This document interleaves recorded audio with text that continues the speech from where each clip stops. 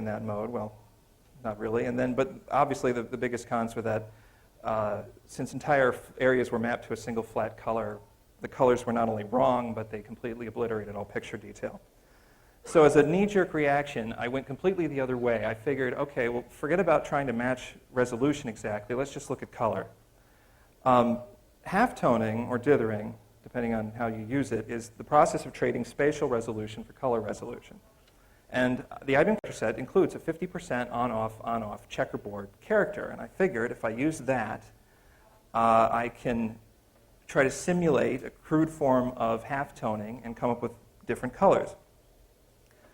So there's the shaded characters up there. The 177 is the one that I used. And by using all of the colors and eliminating duplicates, you can get a fairly reasonable facsimile of more colors.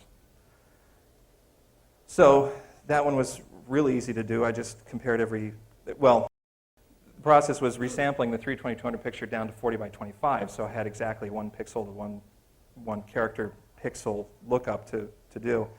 And you resize it, and then you use the closest match. Well, the colors are better, but it looks like ass. I really almost submitted this to Pilgrimage. I'm glad I didn't, because the colors were better. Because the text character is also 177, I had less memory to fling around, so I could have probably done even faster updates of the screen. And the conversion process is really fast, but the con was big enough that obviously I did not. So at that point I was stuck, and this is where my collaboration with God Jr. really came in handy. I had mentioned something like, if only we could get results, we're halfway between these two.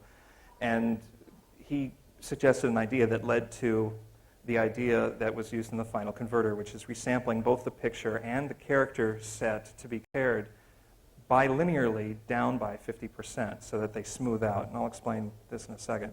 So, well, as I just said, you still take the same 320 by 200 picture, resample it 160 by 100 smoothly. You don't drop pixels. You use a bilinear resize so that it gets all kind of smooth in the process. It aliases in the process. Anti-aliases, rather. And then divide that up into 4 by 4 cells and compare each of those areas of the original source bit. Similarly resized character color combination in the character set. You resampled that as you compared as well and used the closest match. And that obviously had the best results. Now, the projector the gamma is a little off, so I apologize for the dark areas in the clown, but at least now you can see that the colors are better. You can see that the dark outline around the cloud's eyes, and so forth. So the pro of this, obviously, is that detail and color is preserved probably as best it can in a linear search, which leads to its disadvantage. The conversion process is so slow it can be measured in seconds per frame, which sounds crazy considering that, this is the conversion wasn't done on this machine. Trust me, this is like on a Pentium 2 gigahertz. It takes seconds per frame because you have to do all those comparisons to get your final 1,000 characters. It's over 1 billion comparisons per frame. So why did this third process work best? Mainly because the checkerboard character, when you also resize it down bilinearly, 50%, the pixels blend together. And those blended pixels become solid colors, and they match better with solid areas in the source bitmap. And because the characters are resized at the same ratio as the bitmap that they're being compared to, you can still get these perfect matches, which preserves detail. So that's the converter, but the converter is only half the story. It is only 40 by 25 text mode, so in order to, how do you win a wild compo with something written in text mode? You have to choose your source material very carefully. I mean, the stuff that you saw in the demo was not by accident. It was very deliberately chosen. As I mentioned before, the human brain works best with familiar patterns. It needs a lot of information to make matches, but familiar patterns obviously would be better. So faces are good. Learning how to recognize faces ever since you were born. Human movement, like walking or dancing, is also good. Try to avoid complicated backgrounds, tiny details, stuff that isn't important to the focus of the material that you're trying to present, that is just going to give the converter a hissy fit and trying to figure out what to choose. And finally, a little social engineering never hurts. I knew that my audience at Pilgrimage would be full of demo sceners, and I figured Tron would be a pretty good thing to show that people would recognize. So what I'd like to do is give you yet another example, if I can get this functional, of how important it is to choose source material. Camera's what? Oh, shoot. Hold on a sec.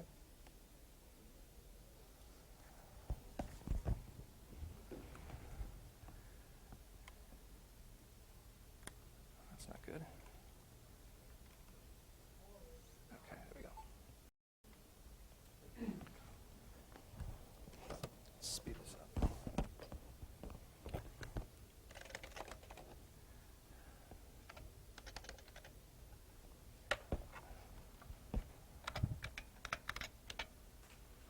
Hold on a second.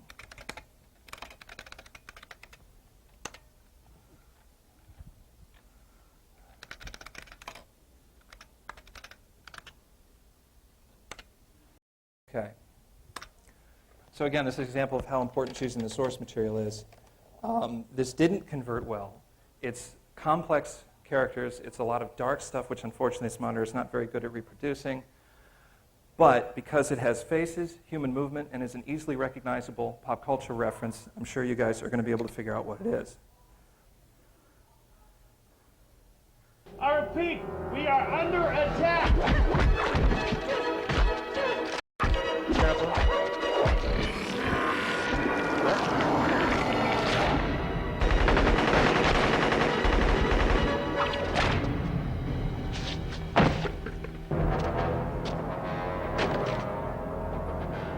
Audio helps too. Damn.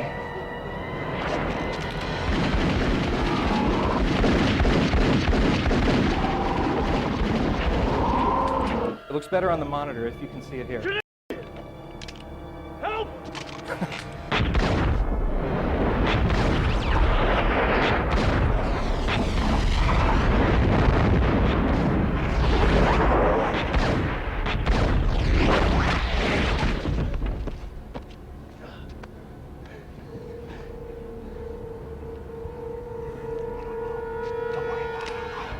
Only human. Dodge this.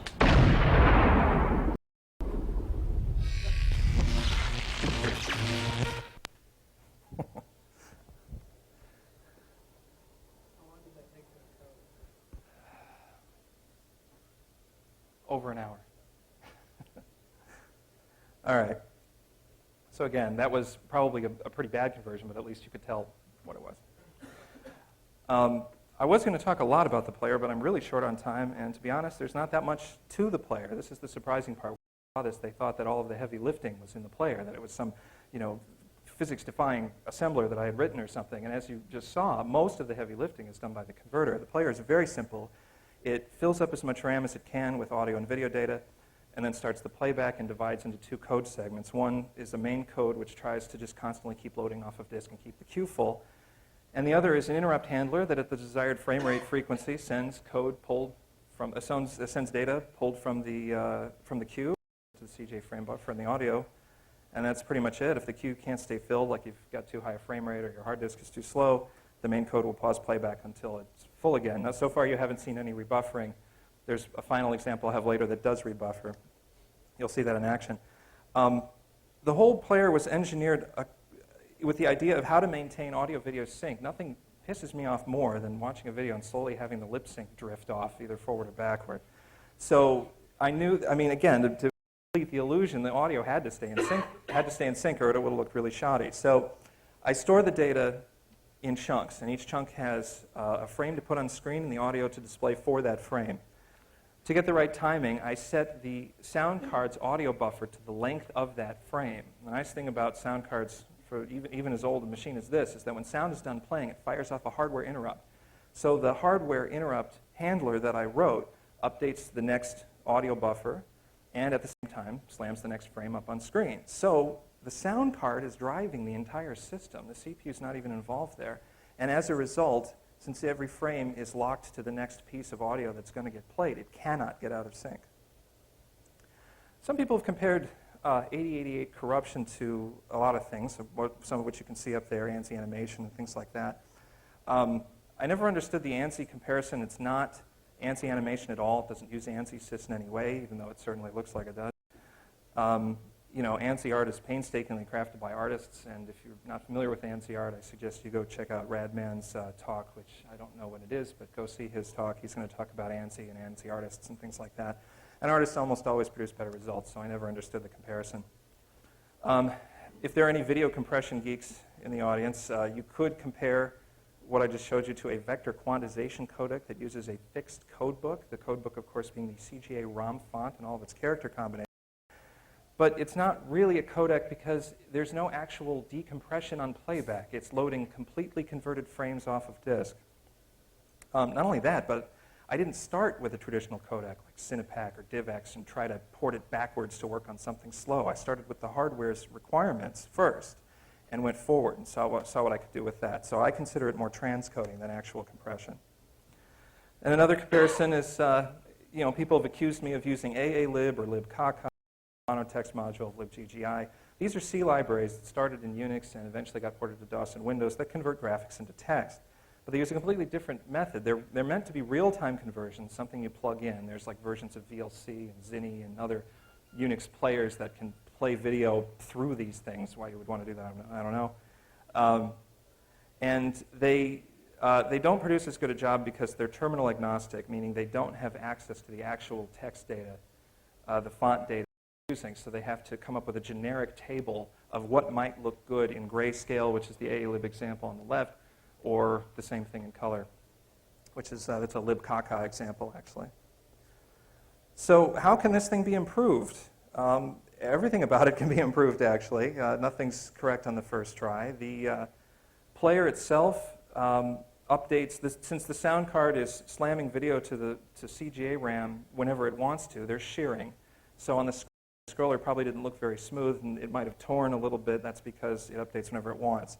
Since the sound card interrupt is driving the whole system, the system timer tick interrupt is actually free. You could use that to simulate a vertical retrace interrupt. And instead of writing directly to visible screen RAM, you could write to off-screen RAM and then do a nice clean page flip. You could also probably use EMS to buffer, but I consider that cheating because I don't know anyone other than myself who still has an EMS board in a machine like this, so I didn't implement it. Again, unfortunately, this is supposed to be playing. I don't know why it's not, but video preprocessing could have helped as well. One thing that shatters the illusion a little bit is that this doesn't change very much at all, but it does change slightly. The problem is that it leads to these massive changes in the converted output. So preprocessing the source for video noise, temporal video noise, would help eliminate that spark. You could also, if you've got decent temporal noise filtering and or your source doesn't move very much, you could start to do actual compression. You could compare the later frames to the previous frames and only store the changes between them. And then if you can write an assembly routine that can update the frame with just those changes at the same rate or faster than a full move, you can achieve actual compression. Now, if you combine preprocessing temporal noise and compression, you can try to achieve the holy grail of 60 hertz screen updates. This is double the frame rate you get off of videos off of Google Video, YouTube. If you can update the screen at 60 hertz, there's a lot of extra stuff that you can do. It's technically possible right now, but there are some caveats. You're updating 4K per frame instead of, well, you're updating this is actually a mistake. You're updating 2K a frame, but at twice the rate. And at that rate, the CPU is spending more time updating the buffers than it is actually loading from disk. So it is actually currently impossible to avoid rebuffering. You'd have to implement less data rates, like I mentioned before with compression or something. Or you'd have to cache the entire thing to EMS, which, again, I consider cheating. However, just to give you an example of how eerily realistic it looks like, I have an example.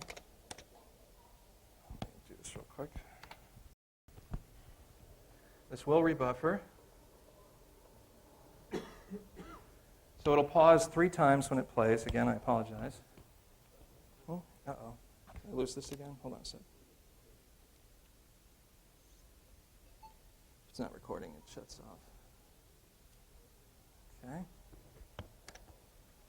Again, if you can see the monitor, the colors are more accurate. So if you can see it, I stress you to take a look at that. So what you get with 60